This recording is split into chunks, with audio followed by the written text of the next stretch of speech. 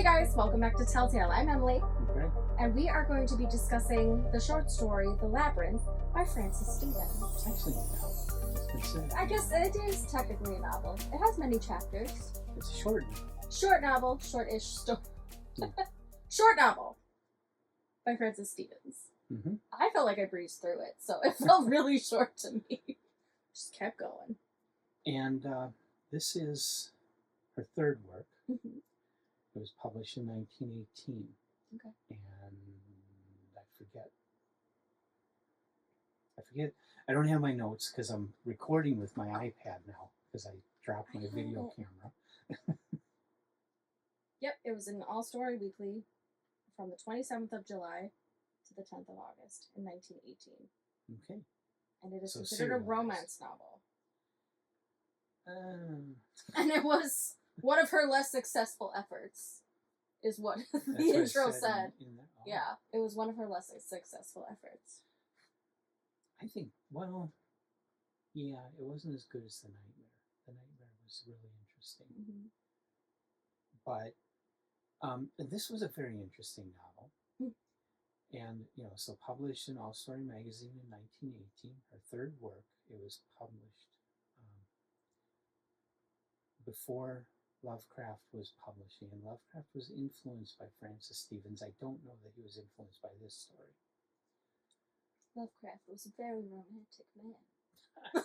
Sure. Again, with all of his monsters and what Yeah, they're his metaphors. racism, you Yeah, know. the Cthulhu is a metaphor. For love. So, do you want to take away the synopsis? All right. So Okay. the synopsis is basically a gentleman and a woman has gone missing. Let's start with that. She's gone missing. She's been missing for over 24 hours, and her fiance goes to her cousin, who knows her probably the best and is the last living relative she has, and kind of is like, she's missing, I don't know where she is. It's just out of nowhere. We had a little fight after going to the theater, and she's just gone. So it's the two of them investigating, trying to figure out what has happened to her. Do we want to have spoilers? Do we care? Well, you gotta spoil a little bit to get to the whole point of the story. Yes. I agreed, because I would have far less to talk about if we didn't spoil it. But I wanted to double check and make sure. Mm-hmm. So, as they're investigating, they're talking to her former employers. One of them was a governor, the other one was a law office. The law office gentlemen were really difficult on her, but she was a really smart woman. She worked with them for a while, got sick of their shit, ended up going and working for the governor, did so for a long time, and then abruptly left the governor's office. Mm-hmm. And then went back to the law office, which they thought was kind of an unusual behavior. But, she, as far as they knew, she was just like, being at the governor's office was too stressful. Mm-hmm. So when she goes missing, they start inquiring to these employers, and they kind of start focusing on the governor and being like, do you know where she is? And he's kind of playing a fool, like, what? Why would you even act, like, basically acting like he was very offended. But then they start kind of getting really, really suspicious. And they decide they're going to go visit his estate. And then they decide they're going to go break into his estate. Mm-hmm. And then they turn out being right. The governor kidnapped her because he was in love with her. And so they're trying to rescue her. They're trying to basically, take the governor to the law. She's pissed off both at her fiance because they had a spat the night before, which we find out later she actually broke up with him and cut off the engagement over that fight. Mm-hmm. And then you find out that the governor ended up getting her to come and deceived her to come to his estate by saying he had to run away because he murdered someone. And she's like, oh, absolutely, I'll come with you. I'm still in love with you. And so this all happened in the same night, by the way. And so these two are trying to rescue her. She's upset that she's kidnapped, but she's mad at both the governor and her ex-fiance, not her cousin. Her cousin's a wonderful person. She thinks very highly of him. So this whole time, she's just trying to reiterate everything that happened, but only in bits and pieces is he kind of piecing everything together. And once he gets the whole story, he's just so over their shit. Anyway, as they are trying to escape with the governor to bring him to the law and with her, they end up running into a labyrinth of hedges. And once they get to the center of the labyrinth in the dark, they're just feeling their way around. They end up falling through a trapdoor and getting stuck in under labyrinth. Mm-hmm. That was clearly a murder trap set up by the previous owner of this estate. And so they're trying to navigate it. Lots of weird stuff happens. This is when she's all the story, the full story of what happened between the governor and the fiancé and his cousin is being told to the narrator, who is the male cousin. Mm-hmm. And it finally all comes to light what has happened. And he's just kind of shaking his head about it. He's like, she's got to decide what she's doing, if she's going to be with these men or not. Like, it is what it is, whatever. Let's just try to get out of this alive, because clearly this labyrinth was set up as a murder trap. So as they're navigating through it and whatever, they finally get rescued by the staff, who is all Chinese, of the estate. They find them, they get them out, and she decides by the end of it she's going to marry the governor, who she is already technically married to. He swindled her into it. But she finally agreed to let the priest, who came looking for them in the labyrinth somehow, at some point. There's a lot of moving parts to this story. And it's all very relevant. So the priest is going to be able to turn in the paperwork. She agreed to be officially married to the governor and didn't want to ruin his life or his career, because everyone agrees that politically he was best for the state. That sort of thing. And the story ends. And everyone lives happily ever after, except the ex-fiancé, who's very sad. Yeah. But he is a gentleman and just kind of lets it happen. So I have a lot of feelings about this story. Well, the first thing everybody needs to understand is this is a satire. And I feel like it is specifically a satire of the Mask of Fu Manchu. Or The Mystery of Fu Manchu, which I recently read because of this. I thought, this sounds a lot like a Fu Manchu story, and it's different, but there are similarities of this, of a woman being abducted and two English guys pursuing to try and rescue her, and there's all these traps that they run into that they have to get out of. And the really big thing turning this whole thing on the head is that the Chinese were the good people. Yeah. They were the rescuers. They were the cavalry in the end. Yeah, they're the ones who rescued them. Is what, when I read that part, I thought, yeah, she's trying to do a big middle finger to Sax Rohmer. Yeah. So, it's very gothic. It moves along pretty good. It's a good adventure yarn. Well written. Yeah, I enjoyed it. It was good. It's not like top tail quality to me, but it is definitely an enjoyable piece of work. Yeah. Up until the very end. For me. Yeah, that ending was so stupid that's when it finally totally sunk in. She's not writing this with any kind of seriousness. No. And for me, I was like, this sounds too... Like, I resonated with the cousin by the end, where he's like, everybody just needs to figure out their bullshit. I am so done with all of you. I felt that way, because the drama is really well done. Especially while they're in the labyrinth, fighting for their lives, essentially. He's piecing together what really happened from everyone, which I appreciated. He didn't just trust his cousin entirely to be telling him the story. Yeah. He got everybody's piece and figured out the whole story, which I thought was good investigative work. But then by the end of it, she's choosing, okay, so you fight with your fiancé about a play you saw and disagreeing on its themes, and break off an engagement. All right. But then you're fine with marrying a guy who deceived you by making you think he murdered someone? The murderer is the one you're choosing? Yeah. The political murderer? Which he did not do. He just used it as an excuse to get her to marry him right away so that they could run and leave the country. That's the whole yarn he told her. Is, I murdered someone, my past is catching up to me, I'm fleeing the country, are you coming with me? Because he suspected that she was still in love with him, and they were carrying on a secret affair when she was working with him. Yeah. And so she's like, of course, yeah, sure. You murdered someone. What? And you had a spat over a disagreement about a theater production, but you're going to marry the murderer. Mm-hmm. And everyone's talking about this woman being such a smart woman throughout the whole story. And I'm like, fucking where? Where? This man kidnapped you?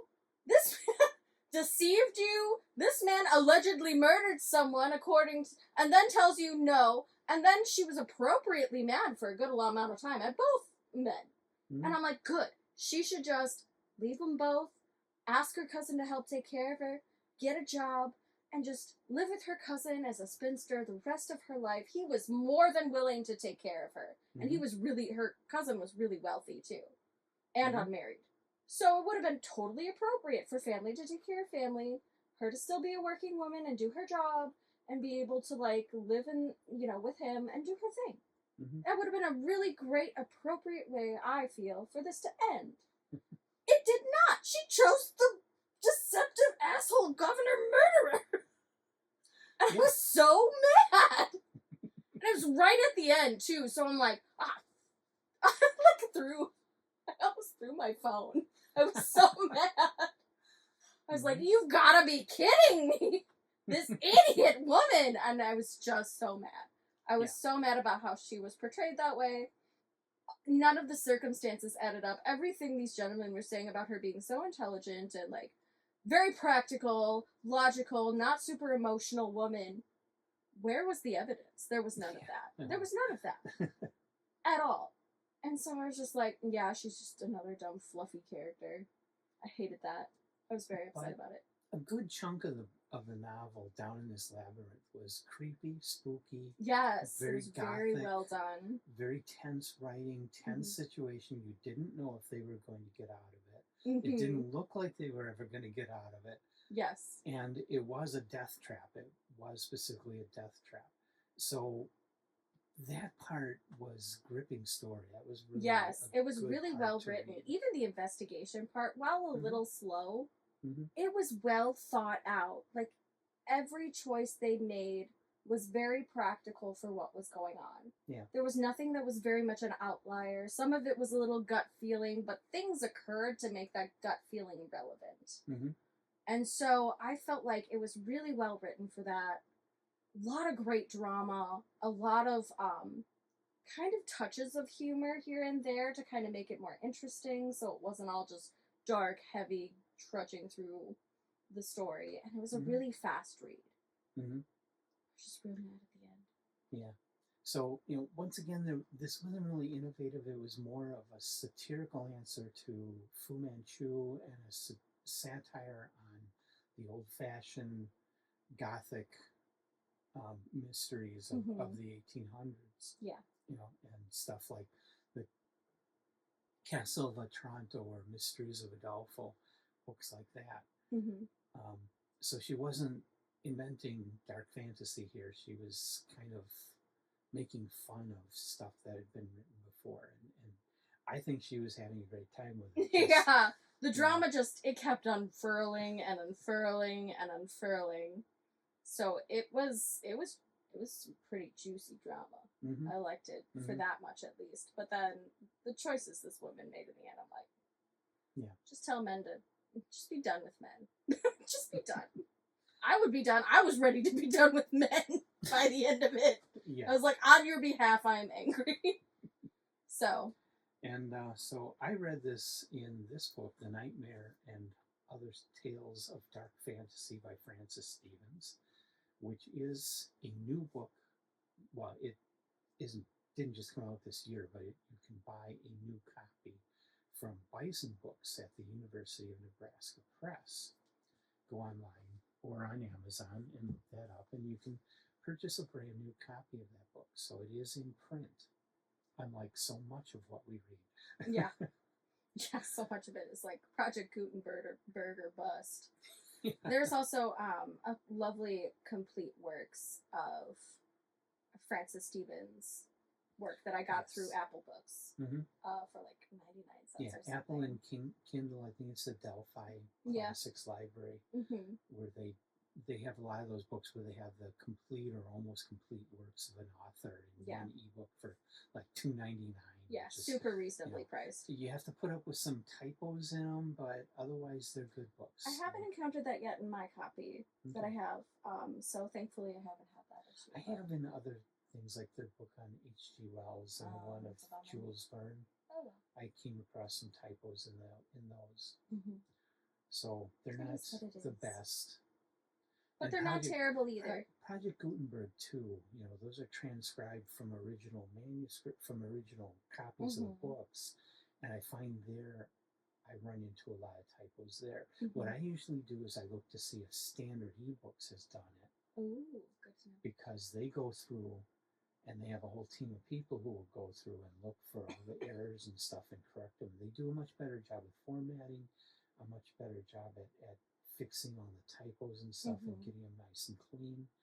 And those are free ebooks.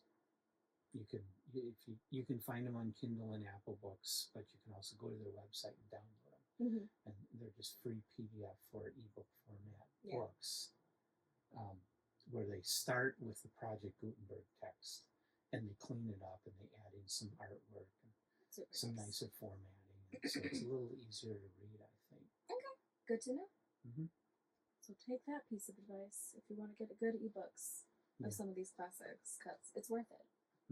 So. And if you want, you can sign up, volunteer to be one of the people creating books for Standard eBooks. That's cool.